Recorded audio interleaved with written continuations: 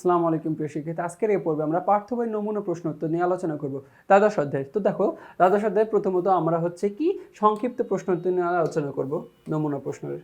আচ্ছা, প্রথম প্রশ্নটা দেখো, বলতেছে যে সরকারি অর্থব্যবস্থা কি? কি যে সরকারি অর্থব্যবস্থা কি? যে সরকারি অর্থব্যবস্থা হলো অর্থনীতির অন্যতম গুরুত্বপূর্ণ শাখা।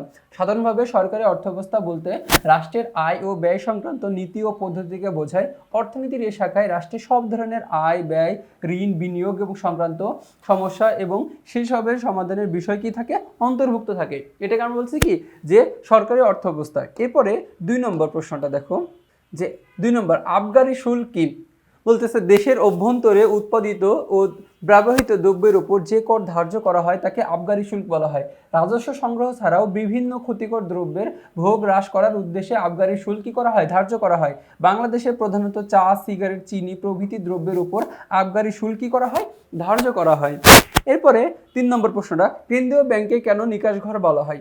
কি যে কেন্দ্রীয় ব্যাংকে কেন নিকাশ ঘর বলা হয়? যে বলতেছে নিকাশ ঘর হিসেবে দায়িত্ব পালন করে কেন্দ্রীয় ব্যাংক। কেন্দ্রীয় ব্যাংক বিভিন্ন ব্যাংকের পারস্পরিক দেনা পাওনার ক্লিয়ারিং হাউস বা নিকাশ ঘর হিসেবে দায়িত্ব পালন করে। দৈনন্দিন ব্যবসায় বাণিজ্য সংক্রান্ত চেক আদান প্রদানের ফলে, দেখো দৈনন্দিন ব্যবসায় বাণিজ্যিক ব্যাংকগুলো কি করে থাকে, চেক আদান প্রদানের ফলে বাণিজ্যিক ব্যাংকসমূহের মধ্যে দেনা পাওনার সৃষ্টি হয়। দেখো এই ব্যাংক এই ব্যাংকের কাছ থেকে ঋণ নেয়, এই ব্যাংক ওই ব্যাংকের কাছ থেকে ঋণ নেয়, এইভাবে কি বিভিন্নভাবে ব্যাংকসমূহের মধ্যে দেনা পাওনার সৃষ্টি হয়। কেন্দ্রীয় ব্যাংক বিভিন্ন ব্যাংকের মধ্যে চেকের মাধ্যমে আন্তঃব্যাংক দেনা পাওনা কি মিটিয়ে থাকে। তো এর জন্য কেন্দ্রীয় ব্যাংকে নিকাশ ঘর কি বলা হয়ে থাকে। 4 নম্বর কোশ্চেনটা কি? 4 নম্বর কোশ্চেন হচ্ছে যে বাণিজ্যিক ব্যাংকে তার মূলধনের একটা অংশ কেন্দ্রীয় ব্যাংকে রিজার্ভ রাখতে হয় কেন?